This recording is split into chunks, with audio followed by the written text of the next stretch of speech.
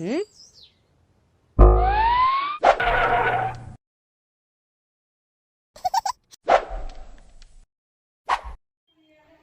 Friends, welcome to my class.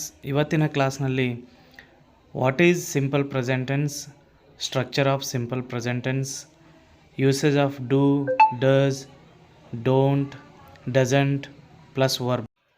Simple present tense ಅಂದರೆ ಏನು, simple present ಟೆನ್ಸ್ನ ವಾಕ್ಯರಚನೆ ಹೇಗಿರುತ್ತೆ, helping ವರ್ಬ್ಸ್ಗಳ ಬಳಕೆ ಮತ್ತು ವರ್ಬ್ಸ್ಗಳ ಬಳಕೆ ಯಾವ ರೀತಿ ಇರುತ್ತೆ ಅನ್ನೋದನ್ನು ನಾನು ಇವತ್ತಿನ ಈ ವಿಡಿಯೋದಲ್ಲಿ ಡೀಟೇಲಾಗಿ ಎಕ್ಸ್ಪ್ಲೇನ್ ಮಾಡ್ತಿದ್ದೀನಿ. ಯಾರ್ಯಾರೆಲ್ಲ ಟೆನ್ಸನ್ನು ಕಲೀಲಿಕ್ಕೆ ಕಷ್ಟಪಡ್ತಿದ್ದೀರಾ ಅವರೆಲ್ಲರೂ ನಾನು ಮಾಡಿರುವಂಥ ವಿಡಿಯೋಗಳನ್ನು ಸೀರಿಯಲ್ಲಾಗಿ ಎಂಡ್ವರೆಗೂ ನೋಡಿ. ನಾನು ಹೇಳಿರುವಂಥ ಪಾಯಿಂಟ್ಸ್ಗಳನ್ನು ನೋಟ್ ಮಾಡಿಕೊಂಡು ಪ್ರಾಕ್ಟೀಸ್ ಮಾಡಿ. ಹೀಗೆ ಮಾಡೋದ್ರಿಂದ ಎಲ್ಲ ಟೆನ್ಸ್ಗಳನ್ನು ಸಿಂಪಲ್ಲಾಗಿ ನೀವು ನೆನ್ಪಿಟ್ಕೋಬೋದು. ಅದಕ್ಕೂ ಮುಂಚೆ ನೀವು ಇದೇ ಮೊದಲ ಬಾರಿ ನಮ್ಮ ವಿಡಿಯೋಗಳನ್ನು ನೋಡ್ತಿದ್ರೆ ಸಬ್ಸ್ಕ್ರೈಬ್ ಮಾಡಿ, ಬೆಲ್ ಬಟನನ್ನು ಕ್ಲಿಕ್ ಮಾಡಿ. ಹೀಗೆ ಮಾಡೋದ್ರಿಂದ ನಾನು ಮಾಡುವಂಥ ಎಲ್ಲ ವಿಡಿಯೋಗಳ ನೋಟಿಫಿಕೇಷನ್ ನಿಮಗೆ ಸಿಗುತ್ತೆ. Present tense, simple present tense. We use the simple present tense when an action is happening right now or when it happens regularly. Simple present tense ಅಂತಂದರೆ ನಾವು ಒಂದು ಕ್ರಿಯೆಯನ್ನು ಇವಾಗಲೇ ಮಾಡ್ತೇವೆ ಅಂತ ಹೇಳುವಾಗ ಅಥವಾ ಆ ಕ್ರಿಯೆ ದಿನಾಲೂ ನಡೀತಿದೆ ಅಂತ ಹೇಳುವಂಥ ಸಂದರ್ಭದಲ್ಲಿ ನಾವು ಸಿಂಪಲ್ ಪ್ರೆಸೆಂಟ್ ಟೆನ್ಸನ್ನು ಯೂಸ್ ಮಾಡ್ತೇವೆ. ಹ್ಯಾಬಿಚುವಲ್ ಆ್ಯಕ್ಷನ್ಸ್, ದೈನಂದಿನ ರೂಢಿಗಳನ್ನು ಹೇಳಬೇಕಾದ್ರೆ, for example, I walk to work every day, I walk to work every day. Routines, ದಿನನಿತ್ಯ ಕ್ರಮಗಳು ಕ್ರಿಯೆಗಳನ್ನು ಹೇಳಬೇಕಾದ್ರೆ, for example, I watch T V every evening. Facts of truths, ನಿಜಾಂಶಗಳನ್ನು ಹೇಳಲಿಕ್ಕೆ, she lives in London, for example, she lives in London. General truths are universal truths, ಸಾರ್ವತ್ರಿಕ ಸತ್ಯಗಳನ್ನು ಹೇಳಲಿಕ್ಕೆ, for example, sun rises in the East. Scheduled events, fixed arrangements, ಇವುಗಳನ್ನು ಹೇಳಬೇಕಾದ್ರೆ ಕಾರ್ಯಕ್ರಮಗಳ ವೇಳಾಪಟ್ಟಿ ಅಥವಾ ಸ್ಥಿರವಾಗಿ ಇರುವಂಥ ಕಾರ್ಯಕ್ರಮಗಳನ್ನು ಹೇಳಲಿಕ್ಕೆ ಸಿಂಪಲ್ ಪ್ರೆಸೆಂಟ್ ಟೆನ್ಸನ್ನು ಯೂಸ್ ಮಾಡ್ತೀವಿ. For example, I have a party this Friday, fix ಆಗಿರುವಂಥ ಕಾರ್ಯಕ್ರಮವನ್ನು ನಾವು ಹೇಳಲಿಕ್ಕೆ. Emotions, moods and sensations, I feel happy today. ಭಾವನೆಗಳು, ಮನಸ್ಥಿತಿ, ಸಂವೇದನೆಗಳನ್ನು ಹೇಳಲಿಕ್ಕೆ ನಾವು ಸಿಂಪಲ್ ಪ್ರೆಸೆಂಟ್ ಟೆನ್ಸನ್ನು ಯೂಸ್ ಮಾಡ್ತೇವೆ.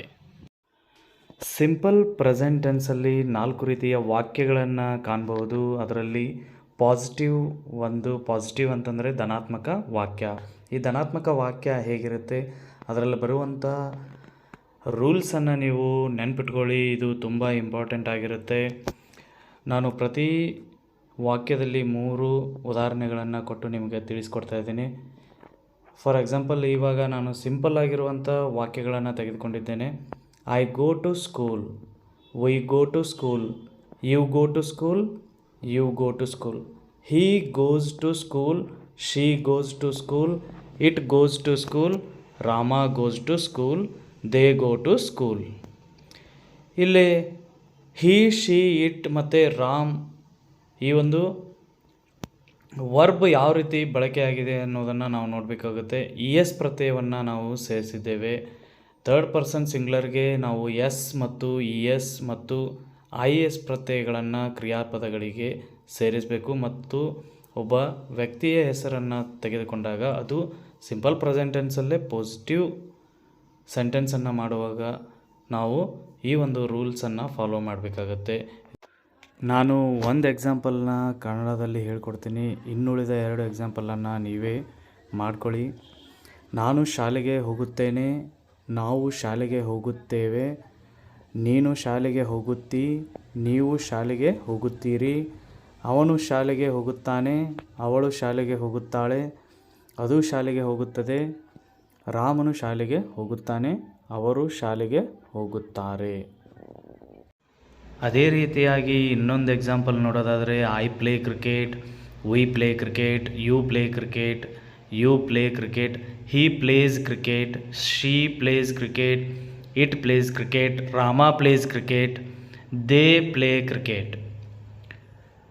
I watch a movie, we watch a movie, you watch a movie, you watch a movie, he watches a movie, she watches a movie, it watches a movie, Ram watches a movie, they watch a movie.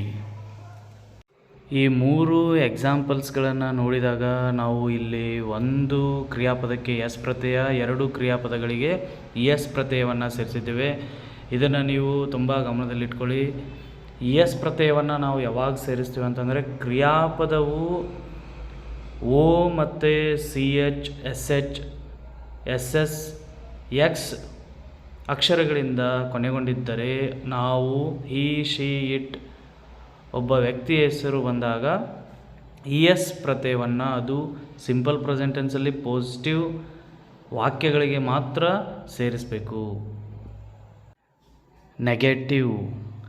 Negative ಅಂತಂದರೆ ಇಲ್ಲಿ ನಕಾರಾತ್ಮಕ ವಾಕ್ಯ ಎಂದು ಕರೆಯುತ್ತೇವೆ. I don't go to school, we don't go to school, you don't go to school, you don't go to school, he doesn't go to school, she doesn't go to school, it doesn't go to school, Ram doesn't go to school, they don't go to school. ನಾನು ಶಾಲೆಗೆ ಹೋಗುವುದಿಲ್ಲ ಎಂದು ಅರ್ಥವನ್ನು ಕೊಡುತ್ತದೆ.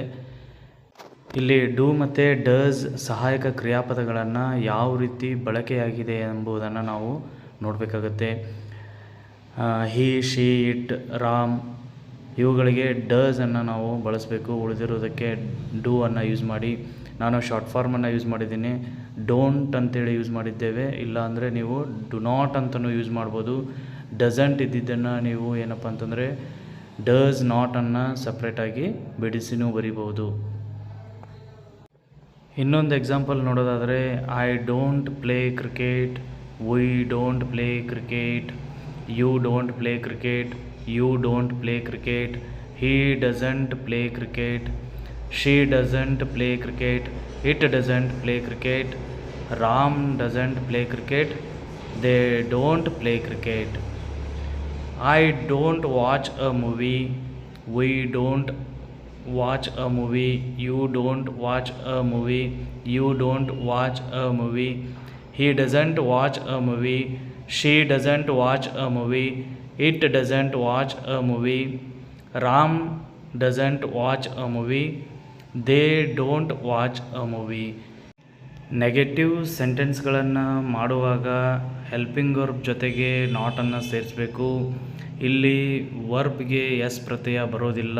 S ಪ್ರತ್ಯಯವನ್ನು ನಾವು ಪಾಸಿಟಿವಲ್ಲಿ ಮಾತ್ರ, ಅದು simple ಪ್ರೆಸೆಂಟೆನ್ಸಲ್ಲಿ ಮಾತ್ರ ನಾವು ಎಸ್ ಪ್ರತ್ಯಯ, ಇ ಎಸ್ ಪ್ರತ್ಯಯ ಮತ್ತು ಐ ಎಸ್ ಪ್ರತ್ಯಯಗಳನ್ನು ಸೇರಿಸಬೇಕಾಗುತ್ತೆ. ಇಂಟ್ರಾಗೇಟಿವ್ ಅಂತಂದರೆ ಇಲ್ಲಿ ಪ್ರಶ್ನಾರ್ಥಕ ವಾಕ್ಯ. ಪ್ರಶ್ನೆಯನ್ನು ಮಾಡುವಂಥ ಸಂದರ್ಭದಲ್ಲಿ ಈ ವಾಕ್ಯಗಳನ್ನು ಬಳಸಲಾಗುತ್ತದೆ. ಇಂಟ್ರಾಗೇಟಿವ್ ಸೆಂಟೆನ್ಸಲ್ಲಿ ನಾವು ಮೊದಲಿಗೆ ಹೆಲ್ಪಿಂಗ್ ವರ್ಬ್ಸ್ಗಳನ್ನು ಬಳಸ್ತೀವಿ ಮತ್ತು ವಾಕ್ಯದ ಕೊನೆಯಲ್ಲಿ ಪ್ರಶ್ನಾರ್ಥಕ ಚಿಹ್ನೆಯನ್ನು ಕೂಡ ಬಳಸಲಾಗುತ್ತದೆ. For example, do I go to school, do we go to school, do you go to school, do you go to school, does he go to school, does she go to school, does it go to school, does Ram go to school, do they go to school. ನಾನು ಶಾಲೆಗೆ ಹೋಗುತ್ತೇನೆಯೇ, ನಾವು ಶಾಲೆಗೆ ಹೋಗುತ್ತೇವೆಯೇ ಎಂಬ ಅರ್ಥವನ್ನು ಕೊಡುತ್ತದೆ. ಅದೇ ರೀತಿಯಾಗಿ ಇನ್ನುಳಿದ ಎರಡು ಎಕ್ಸಾಂಪಲ್ಸ್ಗಳನ್ನು do I play cricket, do I watch a movie ಇವುಗಳನ್ನು ನಾನು ಮೆನ್ಷನ್ ಮಾಡಿರ್ತೀನಿ. ನೀವು ಅವುಗಳನ್ನು ಪ್ರಾಕ್ಟೀಸ್ ಮಾಡಿ.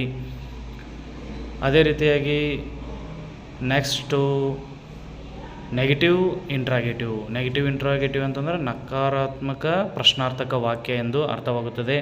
ಈ ಒಂದು ವಾಕ್ಯದಲ್ಲಿ ನಾವು ಹೆಲ್ಪಿಂಗ್ ವರ್ಬ್ಸ್ಗಳನ್ನು ಮೊದಲು ಉಪಯೋಗಿಸಿ ಅದಾದ ನಂತರ ನಾಟನ್ನು ಯೂಸ್ ಮಾಡ್ತೀವಿ. ಇದರಲ್ಲಿ ಕೂಡ ವಾಕ್ಯದ ಕೊನೆಯಲ್ಲಿ ಪ್ರಶ್ನಾರ್ಥಕ ಚಿಹ್ನೆಯನ್ನು ಬಳಸಬೇಕು. For example, don't I go to school ಈ ಥರ ನಾವು ಉಪಯೋಗ ಮಾಡ್ತೀವಿ. Don't I go to school ಆಗಿರ್ಬೋದು, don't we go to school, don't you go to school, don't you go to school. Doesn't he go to school, doesn't she go to school, doesn't it go to school, doesn't Ram go to school, don't they go to school.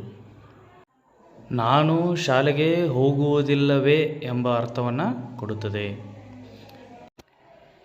ಇನ್ನುಳಿದ 2 ಎಕ್ಸಾಂಪಲ್ಸ್ಗಳನ್ನು